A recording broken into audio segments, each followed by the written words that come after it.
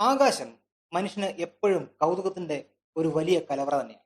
അത്തരത്തിൽ ഒരു കൗതുക കാഴ്ചയാണ് ഇത് 2025 സെപ്റ്റംബർ മാസം 7-ാം തീയതി നമ്മുടെ മാനത്ത് അരങ്ങേറാൻ പോകുന്നത്. സെപ്റ്റംബർ 7-ന് ചന്ദ്രനിൽ സംഭവിക്കാൻ പോകുന്ന ചില കാര്യങ്ങളാണ് ശാസ്ത്രലോകത്തിൽ ഇപ്പോൾ ചർച്ചയായിരിക്കുന്നത്. അന്നേ ദിവസം ഒരു പൂർണ്ണ ചന്ദ്രഗ്രഹണമാണ് നടക്കാൻ പോകുന്നത്. സൂര്യപ്രകാശത്തിൽ നിന്നുള്ള ഭൂമിയുടെ നിഴൽ ചന്ദ്രനിൽ പതിക്കുന്നതാണ് ചന്ദ്രഗ്രഹണം എന്ന് പറയുന്നത്.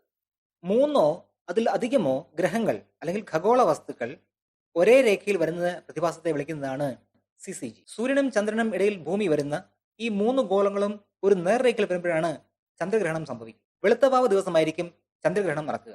ഇവിടെ ചന്ദ്രൻ ഭാഗികമായല്ല, മറിച്ച് പൂർണ്ണമായി ഭൂമിയുടെ ഏറ്റവും കടുത്ത നിഴൽ ഭാഗമായ അംബ്രയ്ക്കുള്ളിൽ പ്രവേശിക്കുന്നു. ഇതോടുകൂടി ചന്ദ്രബിംബം കാഴ്ചയിൽ നിന്ന് പൂർണ്ണമായി മറയപ്പെടുന്നതിനെയാണ് ടോട്ടൽ ലൂണാർ എക്ലിപ്സ് എന്ന് വിളിക്കുക. പൂർണ്ണ സൂര്യഗ്രഹണ സമയത്ത് സൂര്യൻ ഇരുട്ടിലാണ്ട് പോകുന്നത് പോലെ പൂർണ്ണ ചന്ദ്രഗ്രഹണ സമയത്ത് ചന്ദ്രൻ മുഴുവനായി അദൃശ്യമാവുകയില്ല. സെപ്റ്റംബർ 7-ാം തീയതി രാത്രി നടക്കാൻ പോകുന്നത് ഒരു പൂർണ്ണ ചന്ദ്രഗ്രഹണമാണ്. പക്ഷെ ആ സമയത്ത് പോലും ചന്ദ്രനെ ചുവന്ന നിറത്തിൽ നമുക്ക് കാണാം. ഇതിന് കാരണം ഭൂമിയുടെ അന്തരീക്ഷമാണ്. ഭൂമിയുടെ അന്തരീക്ഷത്തിലൂടെ കടന്നു പോകുന്ന സൂര്യരശ്മികൾ റിഫ്രാക്ഷനിലൂടെ വളഞ്ഞ് ചന്ദ്രനിൽ പതിക്കുന്നു.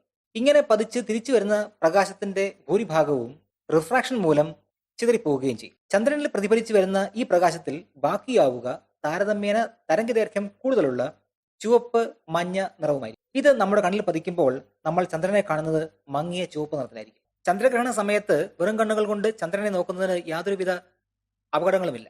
മണിക്കൂറുകൾ നീളുന്ന കാഴ്ചയാണെങ്കിലും കഴിയുമെങ്കിൽ നിങ്ങൾ ഇത് കാണാൻ ശ്രമിക്കും.